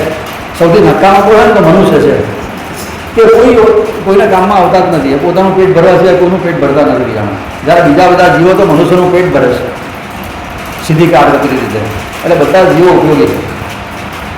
એટલે વખતે ઉત્તંગ આસ્તિક નામના ઋષિ ત્યાં આગળ આવ્યા અને પેલા જન્મેજયને કીધું, જો ભાઈ તારા પિતાજીને જે સર્પનો દંશ થયો હતો સૂંઘીનો સાપ હતો, પણ એને કીધું બધા સર્પોનો નાશ કરી નાખી તો જૂની સૃષ્ટિ ચાલશે કઈ રીતના? એ પરમાત્માની સૃષ્ટિનો એક ભાગ છે. સર્પને જીવતા રહેવા જવા પડશે. જન્મેજય પાછા બહુ સમજુ હતા, અને આસ્તિક ઋષિએ જ્યારે આવી રીતના સમજણ પાડી એટલે સર્પયજ્ઞને ત્યાં પૂર્ણાહુતિ કરી અને તક્ષક બચી ગયો. પછી એના વંશમાંથી પછી આગળ વધ્યા બધા સર્પો પછી પાછળ ચાલુ થયા, અને અત્યારે સર્પ જોઈએ બધા તક્ષકના વંશ વારસદારો કહેવાય. એ સર્પ યોગીને બચાવી છે આ આસ્તિક ઋષિએ. એટલે આજે પણ કોઈ જગ્યાએ સાપ નીકળે ને તો એવું બોલવામાં આવે છે, વિષધર પ્રાણીને આસ્તિક ઋષિની આણ છે. ગામડામાં લોકો આવું ખાસ બોલતા હોય. એટલે સાપ કંઈ વિષી નીકળે ને તો શાંત થઈ જાય, તો કશે જતા રહે, પણ કહે નહીં. આજે પણ સર્પ અને વિષી ખાલી આસ્તિક ઋષિનું નામ સાંભળે અને શાંત થઈ જાય. સર્પ કોઈ ભગવાન વાપરવા ત્યાં જે બોલો ને કે વિષધર પ્રાણીને આસ્તિક ઋષિની આણ છે, એટલે ખૂબ બધા તો બંધ થઈ જાય. એ જ્યારે આ સત્ર ચાલતું એ સર્પયજ્ઞના આચાર્ય હતા વૈશંપાયન ઋષિ. અને વૈશંપાયન ઋષિને એ યજ્ઞ દરમિયાન યજ્ઞ સાંજે પૂરો થાય ને, ઘણા દિવસો સુધી આ યજ્ઞ ચાલે તો સાંજે બધા બેઠા હોય પૂર્ણાહુતિ થયા પછી એ દિવસની, ત્યારે વખતે જન્મેજય પોતે વૈશંપાયન ઋષિને પ્રશ્નો પૂછે અને એના જવાબમાં વૈશંપાયન ઋષિ જવાબ આપે. એના એ જે સંવાદ જે થયો ને એને મહાભારત કહેવામાં આવે. મહાભારત છે ને વૈશંપાયન અને જન્મેજયનો સંવાદ છે. તો એ વખતે એ યજ્ઞ દરમિયાન આ જન્મેજય વૈશંપાયન ઋષિને પ્રશ્ન પૂછ્યો કે મારા પિતૃઓ એટલે મારા દાદાઓ પાંડવોએ બહુ યુદ્ધો લડ્યા, અને 12 વર્ષનો વનવાસ સહન કર્યો. સ્વર્ગમાં ગયા, બધું બહુ એમને ત્રાસ, બહુ કષ્ટ સહન કરવું પડ્યું. તો એમણે ધરતી ઉપર બધે ફર્યા. તો એમાંના કયા કયા તીર્થોમાં ફર્યા ને એ મારે જાણવું છે. અને એમાં સૌથી શ્રેષ્ઠ સ્થાન કયું, એમને કયું સ્થાન સૌથી વધારે ગમેલું પાંડવોને, મારા દાદાઓને, એ પણ મારે જાણવું છે. તો તમે મને જરા એની કથા કહો ને. મારા દાદાઓએ ત્યાં વિચરણ કર્યું અને એમાંનું સૌથી શ્રેષ્ઠ સ્થાન કર્યું. એટલે વખતે વૈશંપાયન મુનિએ જન્મે જઈને વાત કરી રહ્યા છે. સુતજી મહારાજ સૌનકાલિક ઋષિઓને વાત કરી રહ્યા છે કે તમારા દાદાઓએ ધરતી ઉપર એવી કોઈ જગ્યા નથી જ્યાં ગયા ના હોય પાંડવો. 12 વર્ષ જંગલમાં ફર્યા છે, એટલે કઈ જગ્યા બાકી પર. પણ એ લોકો જ્યારે ફરતા ફરતા વિંધ્યાચલ પર્વત ઉપર આવ્યા. વિંધ્યાચલ પર્વત એટલે કયો પર્વત? જ્યાંથી નર્મદાજી નીકળે છે તે, અને વિંધ્યાચલ પર્વત કહેવાય છે, ખબર છે? ત્યાં આવ્યા અને એ પર્વતને જોતા પાંડવોને બહુ આનંદ થયો. એ જમાનામાં, પાંડવોના જમાનામાં એ પર્વત ઉપર બધી જ જાતના ઝાડ ઉગતા હતા, બધી જાતના ફળ ઉગે, બધી જાતના ફૂલો ઉગે. એટલો બધો ઘટાદાર ઝાડોથી છવાયેલો પર્વત હતો એ જમાનામાં. બોરસલ્લી, પુનાર, નાગકેસર, કણિકા, ચંપો, અર્જુન, બિલ્વ, પાટલ, કેતર, કદમ, આંબો, લીમડા, નાળિયેર, ખજૂરી, ફણસ, બધી જાતના ફળ, બધી જાતના ફૂલો, બધી જાતના ઝાડ હતા એની ઉપર. એની શોભા જોઈને ભલે ભલે આશ્ચર્યચકિત થઈ જતા હતા એ જમાનામાં. કે બધા હિમાલયમાં તમને અમુક જાતના ઝાડ મળે, પણ અમુક ના પણ મળે. જે ગરમીમાં થાય, આંબો તમને હિમાલય ઉપર ના મળે, કારણ કે ગરમીમાં જ ઉગે.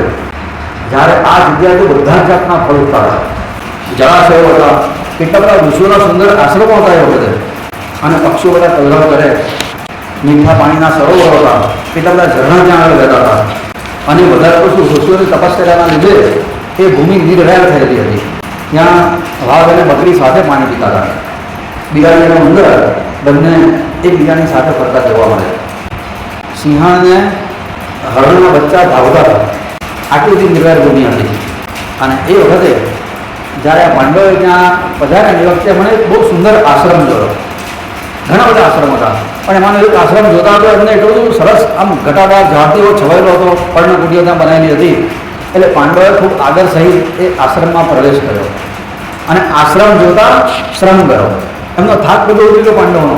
કેવી દિવ્ય ભૂમિ, કેવા ઝરણા ત્યાં આગળ રહેતા હતા અને ઠંડક હતી ત્યાં આગળ. એ આશ્રમ તો માર્કંડેય મુનિનો આશ્રમ હતો. પાંડવો અંદર ગયા. માર્કંડેય મુનિ વખતે ધ્યાનમાં બેઠેલા. પાંડવોએ પહેલાં એમની પ્રદક્ષિણા કરી.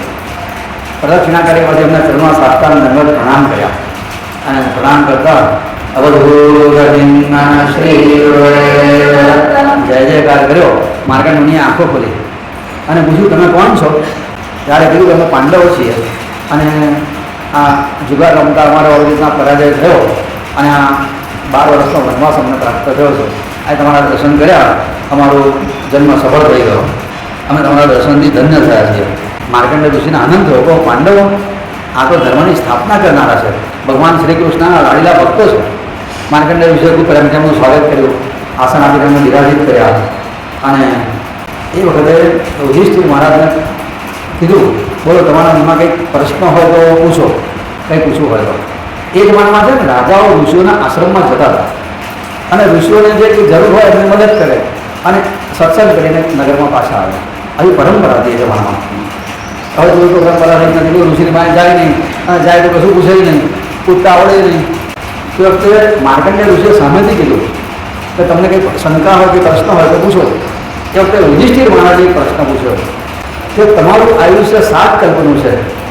માર્કંડેય ઋષિનું આયુષ્ય 7 કલ્પનું છે. ભરતવાજ ઋષિનું આયુષ્ય કેટલા કલ્પનું છે? ગુરુયાનું વાંચો છો ને, કથામાં બહુ વાર ગણતરી કરીને બતાવું છું. ભરતવાજ ઋષિની વાત આવે છે ને, પેલા દંભી બ્રાહ્મણો 4 વેદના જાણકારો થઈને આવ્યા ગુરુસાહેબ મહારાજ પાસે. ત્યારે ભરતવાજ ઋષિની કથા આવે છે. એ વખતે ભરતવાજ ઋષિનું આયુષ્ય હતું 3 કલ્પનું. માર્કંડેય ઋષિનું આયુષ્ય હતું 7 કલ્પનું. હમણાં એક કલ્પની વાત કરીને, કલ્પ એટલે 43,20,000 ગુણ્યા 71 ગુણ્યા 14, આટલા કલ્પને જે થાય ને એને એક કલ્પ કહેવાય. એને 7 કલ્પનો એટલું માર્કંડેય ઋષિનું આયુષ્ય હતું. એટલે ખબર છે અત્યારે કોઈને આશીર્વાદ આપે ને વડીલો શું આશીર્વાદ આપે ખબર છે? માર્કંડાયુષ્માન ભવ, આવું બોલાય છે કે માર્કંડેય ઋષિ જેટલું તો આયુષ બોલો, માર્કંડેય આયુષ્યમાન ભવ, આવું કહેવાય. માર્કંડ 7 કલ્પનું આયુષ્ય અમે ભોગવ્યું છે. તો યુધિષ્ઠિર મહારાજે પ્રશ્ન પૂછ્યો કે તમારું 7 કલ્પનું આયુષ્ય છે, 7 કલ્પથી તમે આ સૃષ્ટિને જોઈ રહ્યા છો, તો આ સૃષ્ટિમાં તમને સૌથી વધારે નવાઈ પામેલી કોઈ વાત હોય તો મારે સાંભળવી છે. આ 7 કલ્પ દરમિયાન તમે કયું એવું જોયું કે જે જોઈને તમને અતિશય અચરજ થયું હોય, તમને આશ્ચર્ય થયું હોય 7 કલ્પ દરમિયાન આવી અચરજ તમને જે રૂટીન વાતો નથી સાંભળી, જે ઔપચારિક વાતો નથી સાંભળી, કંઈક વિશિષ્ટ સાંભળ્યું હોય, વિશિષ્ટ કંઈક જોયું હોય ને એ અમારે સાંભળવાની ઈચ્છા છે. આ કોણે પ્રશ્ન પૂછ્યો? યુધિષ્ઠિરે. કોને પૂછ્યો? માર્કંડેય ઋષિને. ક્યાં પૂછ્યો? વિંધ્યાચલ પર્વત ઉપર. બરાબર. અને આ પ્રશ્ન જન્મે જે રાજાએ વૈશંપાયન, એટલે વૈશંપાયન જન્મે જઈને કહી રહ્યા છે. પૂછવાનો નથી થતો કોઈ, નહીં તો પૂછજો હોય ને તો ચોખટ કરવી પાછી ફરી બધું બેક કરીને રિવર્સ કરીશું આપણે. તો એ વખતે માર્કંડેય ઋષિએ કીધું, હે ધર્મરાજ, તમને મેં 7 કલ્પમાં સૌથી વધારે આશ્ચર્યજનક મેં કોઈ ઘટના જોઈ હોય ને તો એક જ છે કે પ્રલય થાય છે ને, એક કલ્પ પૂરો થાય પ્રલય થાય, પછી પાછું બ્રહ્માજી સૃષ્ટિનું સર્જન કરે, પછી પાછું બીજો કલ્પ શરૂ થાય, પછી એવી રીતના એક કલ્પ પૂરો થાય ત્યારે એવી રીતના પ્રલય થાય. તો પછી મેં 7 કલ્પ દરમિયાન જોયું તો સૃષ્ટિ ઉપર બધું જ નાશ પામે છે પ્રલય થાય છે ત્યારે. પર્વતો રહેતા નથી, જંગલો રહેતા નથી, 84 લાખમાંથી કોઈ જીવ રહેતા નથી. અરે વધારે શું, બધા દેવો પણ બધું જ નાશ પામી જાય છે, માત્ર પરમાત્મા રહે છે. અને પરમાત્મા સિવાય જો બચતું હોય તો નર્મદા નદી છે. નર્મદા નદીનું કલ્પમાં પણ આયુષ પૂરું નહોતું. નર્મદા નદી પ્રલય થાય ત્યારે જુદી જ વહેતી હોય છે. એ પ્રલય થાય એટલે શું થાય, આખી ધરતી ઉપર બધે પાણી થઈ જાય, સમુદ્રનું પાણી. પણ નર્મદાજી વખતે એની ઉપર જુદા કરતા રહે છે. આ મેં 7 કલ્પમાં નજરે જોયું છે. આવું કોણ કહ્યું છે? માર્કંડેય ઋષિ યુધિષ્ઠિર મહારાજને કહી રહ્યા છે કે પ્રલય થાય ત્યારે બધું નાશ પામે છે, નર્મદાજીનો નાશ થતો નથી, એ અવિનાશીની છે. આ હું 7 કલ્પથી જોઈ રહ્યો છું. એટલે યુધિષ્ઠિર મહારાજે પ્રશ્ન કર્યો તો મને આ નર્મદાજીની વાત કરો વિસ્તારથી. કોને? માર્કંડેય મુનિ યુધિષ્ઠિર મહારાજને એ કથા શરૂ કરી રહ્યા છે.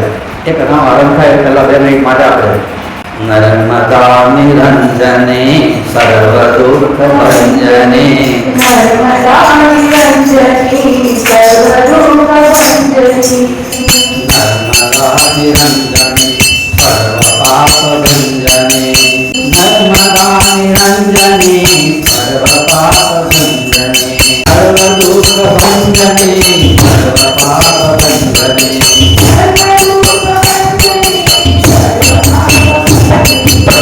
હમણાં ડૉક્ટરનો એક વોટ્સએપ ઉપર એક મેસેજ આવ્યો હતો અમેરિકાના એક ડૉક્ટરનો. એ ડૉક્ટરે 40 વર્ષ સુધી સ્પેશિયાલિસ્ટ ફિઝિશિયન તરીકે અમેરિકામાં જુદા જુદા મોટી મોટી હોસ્પિટલોમાં, મલ્ટી સ્પેશિયાલિટી હોસ્પિટલોમાં જોબ કરી એ માણસે 40 વર્ષ. અને પછીથી એણે પોતાનો એક અનુભવ કીધો કે 40 વર્ષ દરમિયાન મેં અનેક પેશન્ટોને ટ્રીટ કર્યા. જાત જાતના સ્ત્રી આવે, પુરુષ આવે, યુવાન આવે, ઘરડા આવે, બધી જાતના પેશન્ટો આવતા હતા. પણ અમારા દવાખાનામાં 40 વર્ષ દરમિયાન મેં એક ઈજરાને નથી જોયા. ઈજરાને દવાખાનામાં દાખલ થવાની જરૂર નથી પડતી. એટલે પૂછ્યું કે કેમ આવું? કારણ કે એ લોકો છે ને રોજ દાળ પાડે અને આપણે બધા ભજનમાં અને કીર્તનમાં હોવું ના પાડીએ. એટલે આપણે દવાખાનામાં દાખલ થવાનો વખત આવે. જો દવાખાનામાં દાખલ થવું ના હોય તો નર્મદાને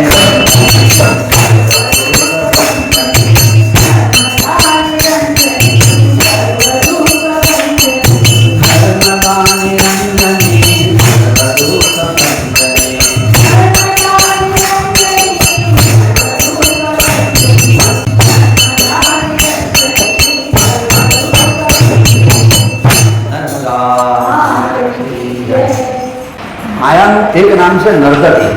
માયા જે ભગવાન છે, ભગવાને આ સૃષ્ટિનું સર્જન કર્યું ને તો માયાનો ઉપયોગ કરવો પડ્યો છે એમણે.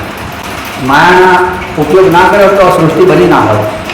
માયા એ ખોટી છે, પણ ખોટી માયા સાચું પહેરી જાય છે આપણને, બહુ ત્રાસ આપે છે.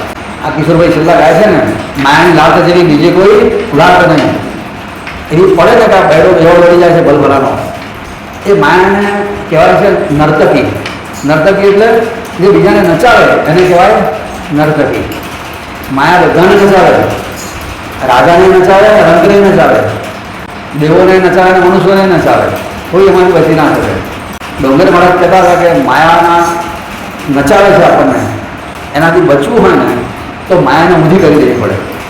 માયાને ઊંધી કરવું એટલે શું થાય? માયાનું એક નામ છે નર્તકી. નર્તકીને ઊંધી કરવું તો શું થાય? કીર્તન. મારે કીર્તન કરતો માયાના ત્રાસમાંથી બચી જવાય. નર્મદા નિરંજની સર્વભૂતભંજની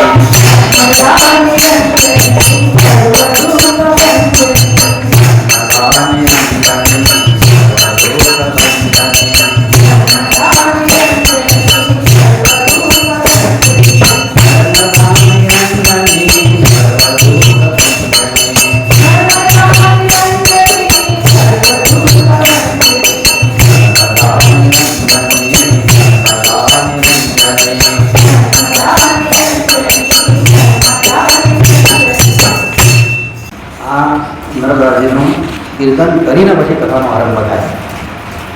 માર્કંડેય ઋષિએ શરૂઆતમાં આવી રીતના નર્મદાજીનું કીર્તન કર્યું છે.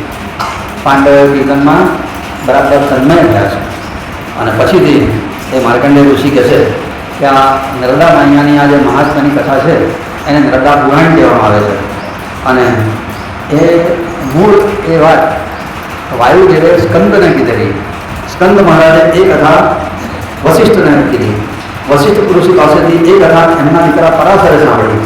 એમની પાસે પરાશરે સાંભળી. પરાશર પાસેથી જાતુકર્ણ નામના એક બ્રાહ્મણે સાંભળી, જેનું ગોત્ર ગણાવવામાં છે જાતુકર્ણ. અને એમની પાસેથી બધી ઘણા ઋષિઓએ સાંભળવા મળેલી.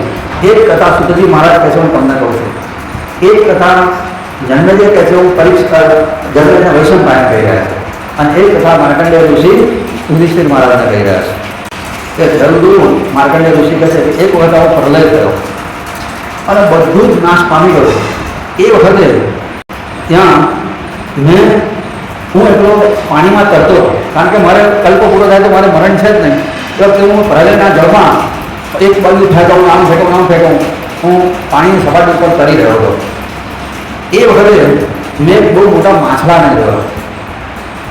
જોયો. એટલે મેં એને પૂછ્યું તું કોણ છે? તારે માટલા ઈશારે લીધું, મારી પાસે આવ્યા. મેં એની પાસે ગયો. ત્યારે એને કીધું તને ખબર ના પડી, હું મહાદેવ પોતે જ છું. આ જોયા એટલે મને બહુ આનંદ થયો. મહાદેવ મોઢું પોઢું કર્યું એટલે હું મહાદેવના મુખમાંથી એમના પેટમાં જતો હતો. આ કોણ કહે છે? માર્કંડેય ઋષિ.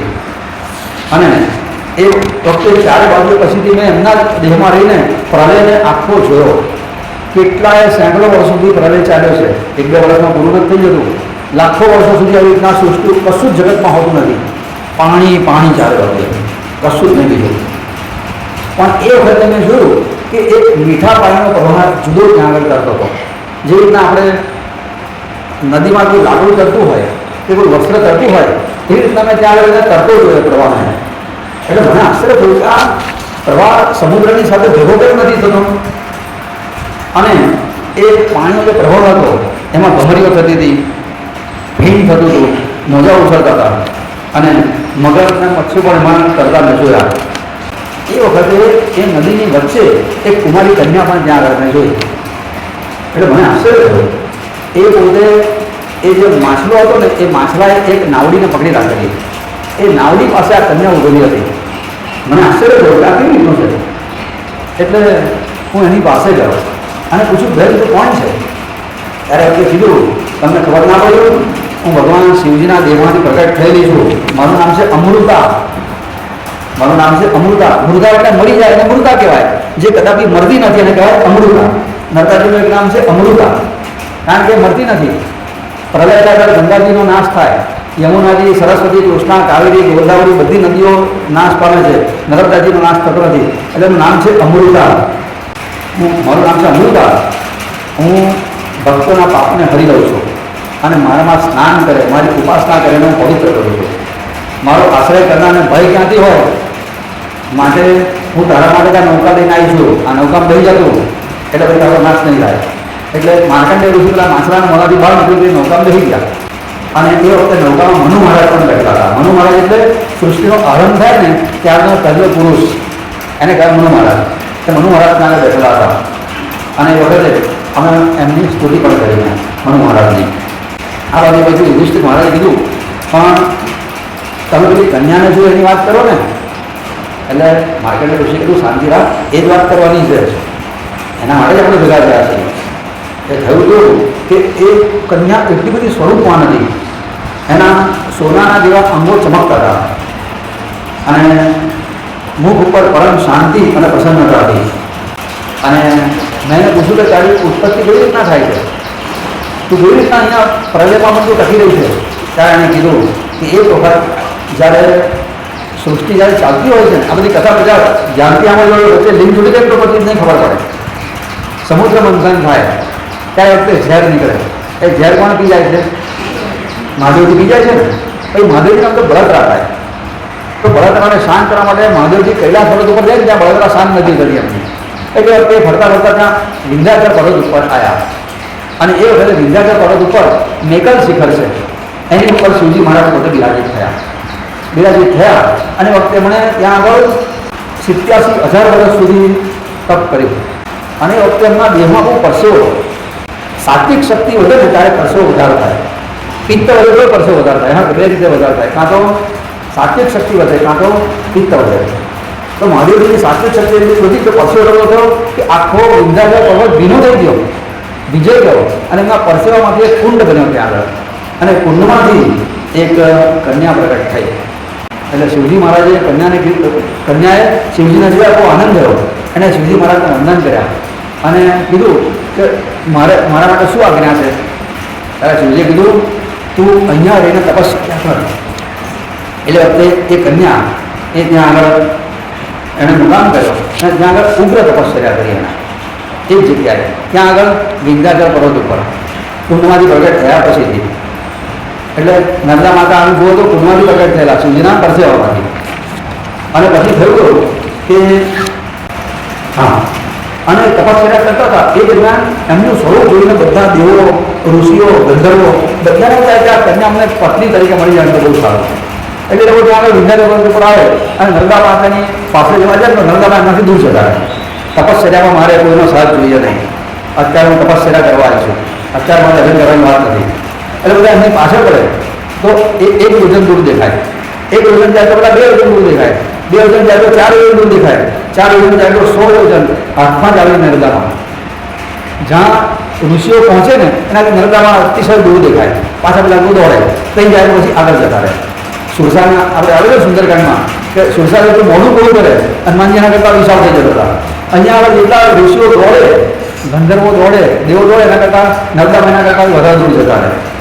ઘણા વર્ષો સુધી એમણે નર્મદામાં આવી રીતના એ લોકોને હાથમાં આવ્યા નહીં. છેવટે પેલા લોકો હારી ગયા. અને આ બધી ગમ્મત જોઈ અને શિવજીને પાર્વતી માતા ત્યાં બેઠા બેઠા પ્રસતા. પેલા ઋષિઓ બોલ્યું તમે કેમ હસો છો? કારણ કે તમારી ગમ્મત જોઈને હસો, તમને ખબર નથી આ કન્યા મારી દીકરી છે અને કોઈની થવાની નથી અને થશે પણ નહીં. માટે તમે એને પ્રાપ્ત કરવાની ઈચ્છા છોડી દો.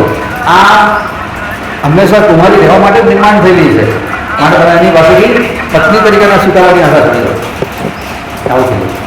અને પછી બધા ઋષિઓ બધી શાંત થયા. અને હવે એ નર્મદાએ કે જે કન્યા એ તેનું નામ નહોતું પાડેલું હતું, પણ એ કન્યાએ શિવજીને આનંદ આપ્યો. એટલે શિવજી વખતે બોલ્યા કે તે મને આવી ચેષ્ટા કરી, ઋષિઓને બધાને બહુ બરાબર દોડાયા અને અંબાયા, તમારી આ પકડદાવ જોઈને મને બહુ આનંદ થયો છે. હવે તું જેવો મને આનંદ આપે છે ને એવો કલિયુગના બધા જીવોને પણ તું આનંદ આપશે. તારો જન્મ કલિયુગના જીવોને આનંદ આપવા માટે થયો છે. માટે આજથી હું તારું નામ રાખું છું બોલીએ. આ નામ શિવજી આપેલું છે, નર્મદા નામ, કે તે મને આનંદ આપ્યો એવો કલિયુગમાં બધા જીવન આનંદ આપશે. અને ખરેખર આજે તમે જુઓ અહીંયા બે ડૂબકી મારો ને તો એવો કોઈ ના હોય કે તેને આનંદ ના આવે. ખરેખર એના કિનારે જઈને ઉભો રહો ને, દુકાનો ના હોય એ જગ્યાએ જઈને ઉભો રહો તો એવું સરસ લાગે ને. આમાં હરિયાળની જગ્યા પર તો મન પ્રસન્ન થઈ જાય. કોઈ પણ જગ્યા, દેવળેશ્વર જાઓ, માલસર જાઓ, કોઈ પણ જગ્યાએ નારેશ્વર જાઓ, કેવો આનંદ આવે છે. દર્શન માત્ર આનંદ આપનારી છે. એટલે એનું નામ છે નર્મદા. અને પછીથી તો એ એની તપસ્યા ચાલતી હતી પછી નર્મદામાંની. એ વખતની બીજી એક કથા એવી છે કે બધા બહુ ગ્રંથોનું બધું સંકલન કરેલું છે. હા, તમને રાતે કાઢું દુકાનમાંથી કાઢી લેતા કે આઈટમ કેમ બહાર પાડે, પણ અહીંયા જો અહીંયા જોવું પડશે તો આગળ કંટાળી જતો બધા તમારા ચહેરા જોઈ બધું પડે. અને પછી શિવજીની આજ્ઞાથી નર્મદામાં એ વખતે બહુ દીર્ઘ તપસ્યા કરી.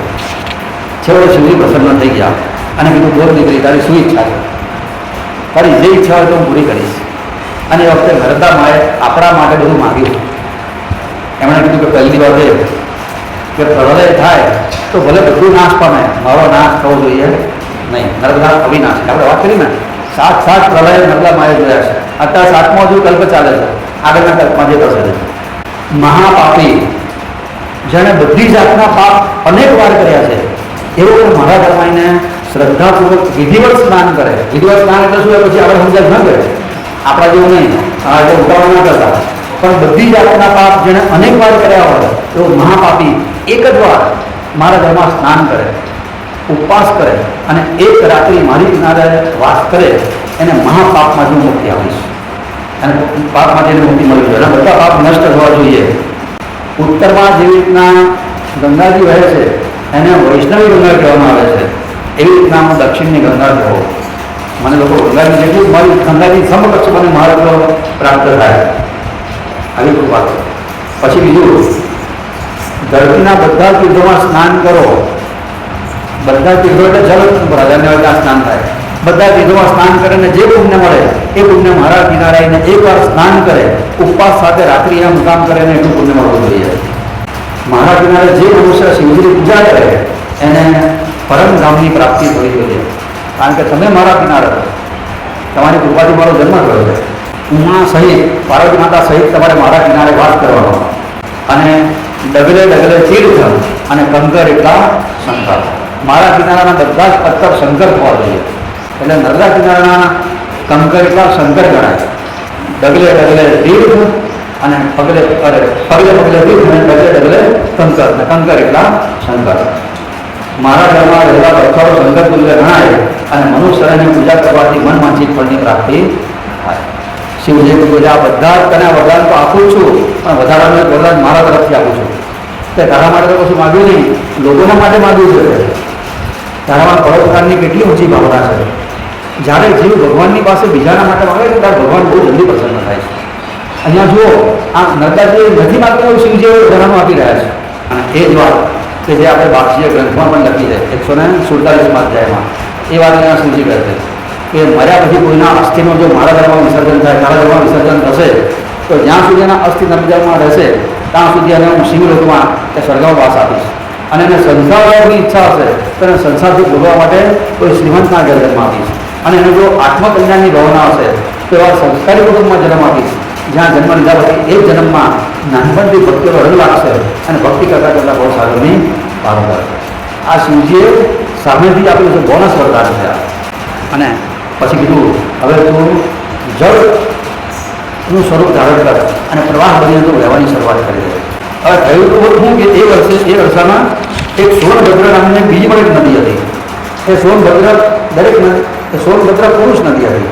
એ સોનભદ્ર આ નર્મદાજી જ્યારે કન્યાનું રૂપ લઈને ત્યાં ફરે ને અમરકંટક ઉપર, એ વખતે સોનભદ્રજી ફરતો હતો. બંને વચ્ચે મૈત્રી થઈ ગઈ. મૈત્રી થઈ ગયા પછી સોનભદ્રને છે ને તે એક જુહીલા નામની બીજી એક નદી એ કન્યા તરીકે ત્યાં આવતી હતી, એની સાથે એને મૈત્રી થઈ ગઈ. એટલે સોનભદ્રએ નર્મદાને છોડી ગઈ, જુહીલા સાથે બેબંધી કરી દીધી. એટલે નર્મદા બિચારી એવી પડી ગઈ. એટલે નર્મદાને ખોટું લાગ્યું કે તું પહેલાં મારી જોડે ફરતો પેલા ફરતો થઈ ગયો. એટલે નર્મદાજીએ એનો ત્યાગ કર્યો, જા તું તારી જોડે નહીં. અને નર્મદાજી પશ્ચિમ તરફ જવા માંડ્યા. બધી નદીઓ જુઓ ને તો પૂર્વમાંથી પશ્ચિમમાંથી પૂર્વ તરફ વહે છે. આ નર્મદાજી એવી છે કે જે પૂર્વમાંથી પશ્ચિમ તરફ વહે છે. એને આ ખોટું લાગ્યું ને એટલે એ સોનભદ્ર એને ખોટું લાગેલું છે. આવી એક કથા છે. પણ ટૂંકમાં નર્મદાજી અત્યારે અમરકંટકમાંથી નીકળી બીજી બધી નદીઓ પેલી બાજુ જાય છે, બંગાળની ખાડી તરફ. એક આ જ નદી આ બાજુ આવે છે નર્મદાજી. વાંધો પડી ગયો સોનભદ્રની જોડે એટલા માટે આવી બધી માણસ કથા છે. આ અમરકંટક ઉપર છે ને 5 નદીઓ મુખ્ય ગણાય છે: સોન, મહાનદી, નર્મદા, જ્વાલાવતી.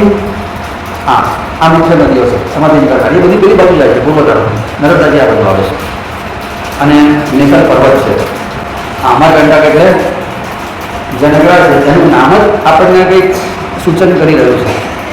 અમર એટલે શું? મરાઠી. અને કંટક એટલે કાંટા. એની ઉપર એવી અમુક વનસ્પતિ ઉગે છે. જો વનસ્પતિનું જ્ઞાન ધરાવનાર માણસે વનસ્પતિનું સેવન કરે તો અમર તો ભલે ના થાય પણ દીર્ઘાયુષ્યને ચોક્કસ પ્રાપ્ત થાય. એવી જડીબુટ્ટીઓ છે આજે આ અમરકંટક ઉપર, અમરકંટકના વિસ્તારમાં. આજે પણ એવી જડીબુટ્ટીઓ ત્યાં ઉગે છે. અને અમરકંટકની જોડે સાતપુડાની પર્વતમાળા છે. બંને અડીને જ છે. અને મેકલ પર્વત જે છે ને ત્યાં શિખર છે, મેકલ શિખર, ત્યાં આગળ બંને પર્વતમાળાઓ છૂટી પડે છે. એમાં એ પર્વતની આ બાજુ વિંધ્યાચલ પર્વતની પર્વતમાળા છે અને આ બાજુ સાતપુરાની પર્વતમાળા. આ બંને પર્વતમાળાઓ સ્પષ્ટ દેખાય છે, જુદી હોય છે.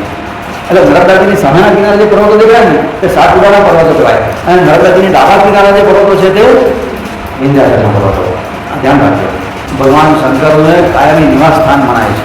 શિવજીએ ત્યાં તપસ્યા કરેલી છે, જે કૈલાસ ઉપર કરે છે એવી અહીંયા કરેલી છે. ઋષિ મુનિનો સિદ્ધોની તપોભૂમિ. ત્યાં વાતાવરણ એટલું સુંદર હોય છે કે કોઈને પણ ત્યાં રહેવાનું મન થઈ જાય. અતિશય લીલોતરી છે ત્યાં આગળ, ખૂબ ગ્રીનરી છે અને પ્રાચીન પૌરાણિક કેન્દ્રોનું એક મુખ્ય કેન્દ્ર છે. હિન્દુઓનું પવિત્ર સ્થાન. અનેક પ્રકારની ઔષધિઓ એમાંથી બને છે ત્યાંની વનસ્પતિમાંથી. મેકલનો અર્થ જ થાય છે કે છૂટા પર્વત. આ બે પર્વતમાળાની વચ્ચે જે પર્વત છે એને મેકલ એટલા માટે કહેવામાં આવે છે કે મેકલનો અર્થ થાય છે છૂટા પર્વત. આ બે પર્વતમાળાઓ ત્યાંથી છૂટી પડે છે, વિંધ્યાચલ ને સાતપુરા. અને કહેવાય છે કે શિખર ઉપર બેસીને મેકલ ઋષિએ તપશ્ચર્યા કરી એટલે પણ એનું નામ મેકલ પડેલું છે. આવી બધી કથાઓ છે. આ અમરકંટકના વિસ્તારને રામાયણના સમયમાં એટલે ત્રેતાયુગમાં એનું નામ હતું ઋષભ પર્વત. મહાભારતના સમયમાં એનું નામ થયું વંશગુલ્મ. અને કાલિદાસે એક અમરકંટકને આમ્રકૂટ તરીકે પોતાના મેઘદૂત નામના કાવ્યમાં એને સ્થાન આપેલું છે અમરકંટકના. અને અત્યારે એને આપણે અમરકંટક કહીએ છીએ. અમરનો એક અર્થ થાય છે દેવતા, એવો પણ અર્થ થાય.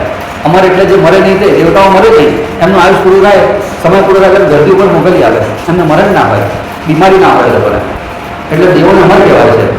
અને અકંટક એટલે શરીર, જેનું શરીર મળતું જ નથી એને અમરકંટક કહેવાય. એટલે આજે પણ દેવોનો ત્યાંનો વાસ છે. આ શિવજી આવી રીતના બધું શેર કરીને ત્યાં આધારે પડે વાત છે. આવી અમરકંટક કેમ નામ પડ્યું ને એને થોડી કથા છે. પછી કહે છે એકવાર ભૃગુ ઋષિ ત્યાં આગળ પધારેલા. ભૃગુ ઋષિ એટલે કયા ઋષિ? જેમનો આશ્રમ ક્યાં છે? ભરૂચમાં. એ ભૃગુ ઋષિ પોતાના શિષ્યો સાથે અમરકંટક ઉપર આવ્યા હતા અને એ વખતે ત્યાં મહાલક્ષ્મીજી ત્યાં બિરાજેલા હતા. અને ભૃગુ ઋષિને મહાલક્ષ્મીને જોઈને એકદમ મોહિત થઈ ગયા ત્યાં આગળ. એટલે મહાલક્ષ્મીનું સ્થાન હતું ત્યાં આશ્રમ. એટલે ભૃગુ ઋષિ આશ્રમને પચાવી પાડ્યો કોઈક રીતે યુક્તિ કરીને કે આશ્રમ સરસ હું લઈ લો અને પોતે ત્યાં આગળ મુકામ કરી દીધો. લક્ષ્મી હૃદયમાન થયા અને ભૃગુ ઋષિને શ્રાપ આપી દીધો, જ્યાં આથી આ સ્થાન તમારા માટે કંટક સમાન બની જશે. અહીં તમે રહેશો તો કંટક જેવો તમને ત્રાસ પડશે. એવું કોઈ લક્ષ્મી ત્યાંથી જતા રહ્યા અને ત્યાંથી ભૃગુ ઋષિ પછી નીકળ્યા તો ભરૂચમાં એની પછી રહ્યા હતા. અને આ શ્રાપ લક્ષ્મીજીનો થયો ત્યારથી વિંધ્યાચલની જાહો જલાલી ઓછી થઈ ગઈ. જે અતિશય સમૃદ્ધિ હતી, અતિશય લીલોતરી હતી, બધા ભાવ ઉગતા હતા, ધીમે ધીમે ઓછું થયું. દેવોને અતિશય પ્રિય તો આ પર્વત હવે કંટક જેવો થઈ ગયો, કાંટા વધારે ઉગવા મળ્યા અને એટલે અમરકંટક થઈ ગયો. જોકે અમે ભૃગુ ઋષિ પછી ત્યાં તપશ્ચર્યા કરી અને શિવજીને પ્રસન્ન કરીને ફરી પાછો એને લીલોતરી વાળો બનાવ્યો હતો. પણ આવી બધી બધી કથાઓ છે. કહેવાય છે કે સૂર્યગ્રહણ કે ચંદ્રગ્રહણ હોય અને અમરકંટક કોઈ ખાલી યાત્રા કરે, નર્મદા કુંડનું જળ પોતાના માથા ઉપર ખાલી ચઢાવે તો એ વખતે એને અશ્વમેધ યજ્ઞ કર્યાનું ફળ પ્રાપ્ત થઈ જાય છે. અને ત્યાં જ્વાલેશ્વર મહાદેવ છે અમરકંટકમાં. એ જ્વાલેશ્વર મહાદેવના માત્ર દર્શન કરીને એક લોટી પાણી ચડાવવાથી એને સ્વર્ગલોકનો અધિકારી થઈ જાય છે અને ત્યાં સ્નાન કરનારને પુનર્જન્મ થતો નથી. આવી બધી ઘણી બધી કથાઓ છે. આપણે બ્રેક પાડવાનો સમય થયો છે એવું લાગે છે ને? તૈયારી છે? તૈયાર છે. આપણે બધાના ચહેરા જોતા લાગે કે ઘડી પાડું ને તો છેલ્લો જેટલો ઓછો હોય. એટલે આપણે અમરકંટકની થોડી વાર આને બ્રેક પછી આપણે જોઈશું. કારણ કે અમરકંટક જાઓ તો સ્નાન કર્યા પછી કંઈક ઠંડુ બધું પીવું પણ પડે. આપણે અહીંયા આગળ થોડું પાર્કિંગ કરી લઈએ, એનો પ્રસાદ લઈએ, પછી અમરકંટકની વાત આગળ. માત શ્રી નર્મદે જગન્નાથ દેવ